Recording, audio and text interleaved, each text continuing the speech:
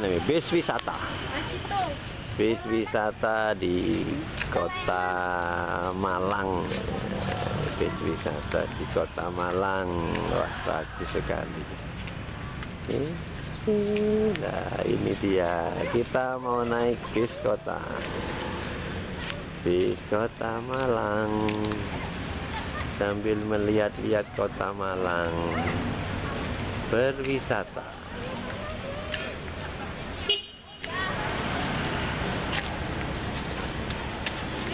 Waduh.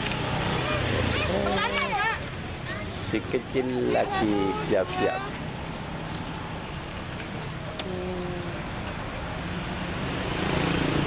Nggak kelihatan, Dek. Kakak kamu agak kesinian, Kak. Kak, kamu sebelah sini. Nggak bisa, sini loh, Kak. Kak, ini loh.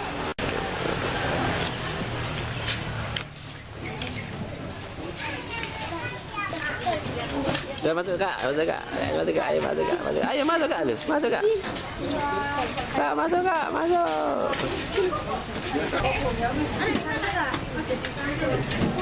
Cukup.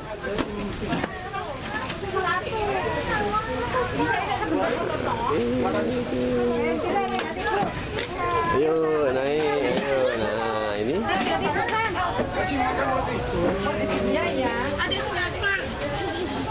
Tidak cukup. Kasih makan roti. Papa ambil mama yang lihat di sini. Nanti Boleh di sini sama saya. di belakangnya tidak boleh ya? Ya.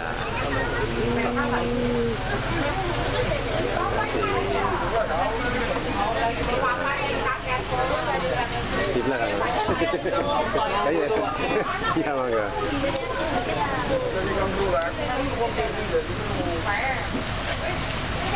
Pak kosong ya?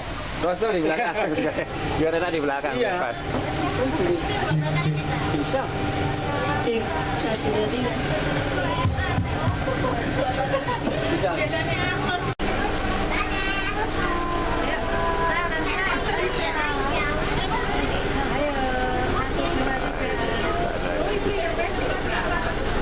Kakak.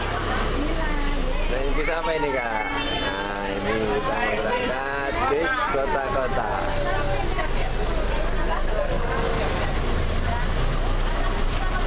Nah ini di mana? Stadion Gajayana. Stadion Gajayana Malang.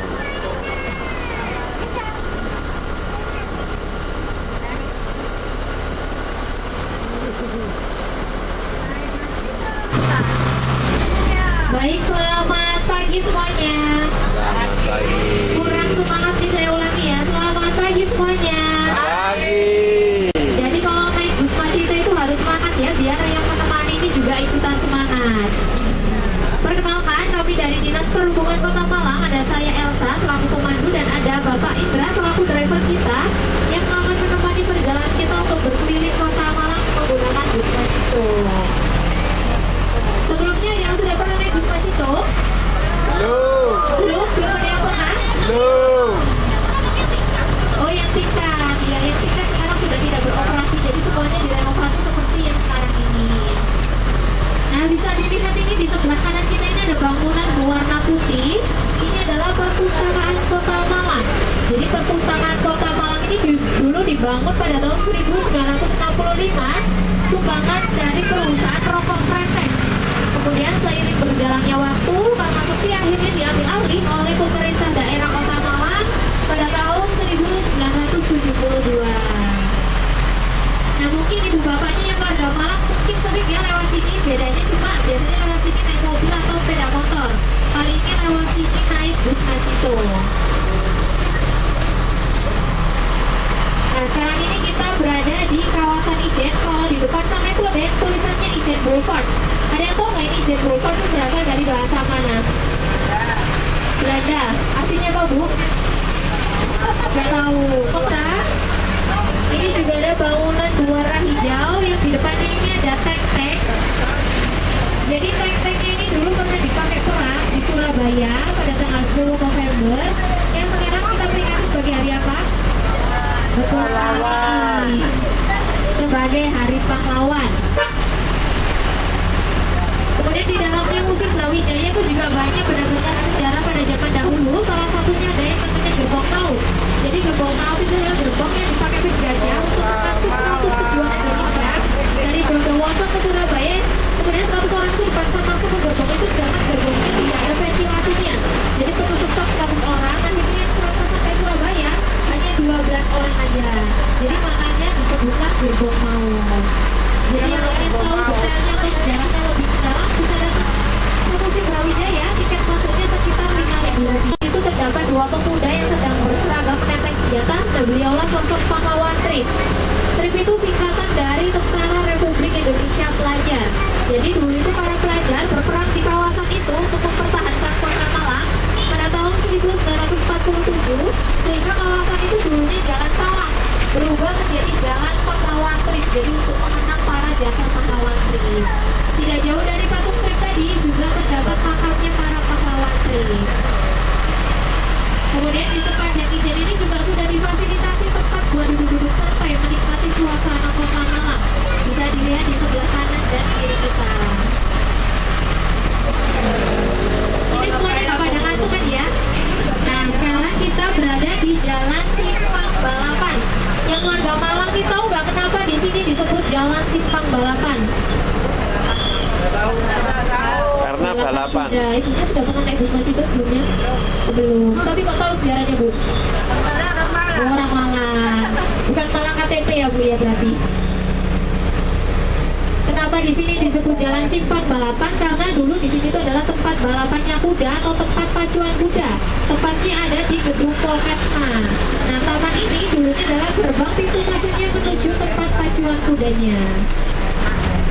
Kemudian di tengah taman itu juga ada monumen patung pahlawan, pahlawan asli Malang, asli Sumber Manjing Kulon. Namanya diabadikan di nama jalan dan nama terminal. Ada yang tahu namanya pahlawan siapa?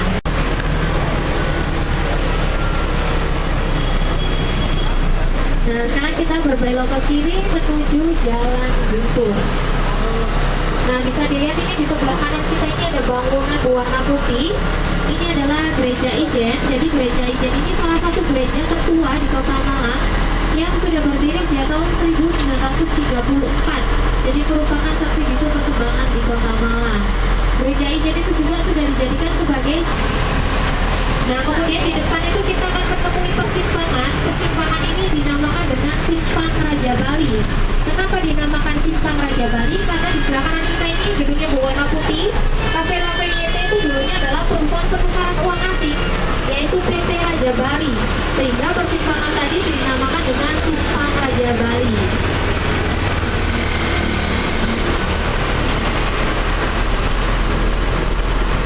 Nah, sekarang kita memasuki Jalan Kauripan. Yang Kauripan sendiri itu diambil dari nama kerajaan yang ada di Jawa Timur. Nah, sekarang ini kita melewati jembatan yang bawahnya ini adalah aliran Sungai Brantas. Jembatan ini dengan jembatan yang ada di Jalan Majapahit yang dekat Pasar Sepuluh itu adalah jembatan yang sama. Jadi bisa dibilang.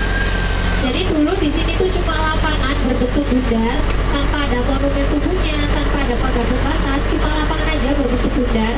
Kemudian 1 tahun setelah kemerdekaan, barulah dibangun sebuah tugu yang diresmikan oleh presiden pertama kita, yaitu Bapak I.R. Soekarno, pada tahun 1953. Tugu itu berbentuk seperti bambu runcing yang menjadi simbol senjata bangsa Indonesia. Tugu itu juga dikelilingi oleh bunga teratai yang berwarna merah dan putih, seperti bendera bangsa Indonesia.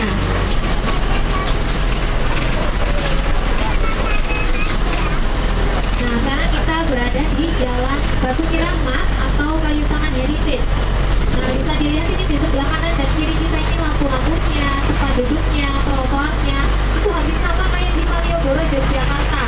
Jadi memang di sepanjang Jalan Basuki Rahmat ini menyatukan nuansa Jalan Malioboro, Yogyakarta dan Jalan Braga yang ada di Bandung. Jadi harapannya masyarakat tidak perlu jauh-jauh pergi ke Jogja dan Bandung untuk merasakan suasana seperti di sana.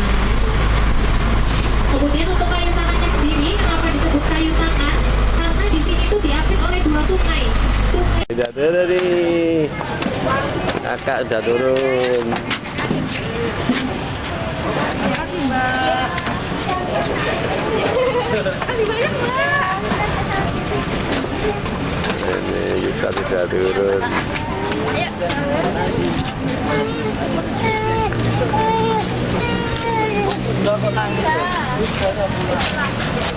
Ayo.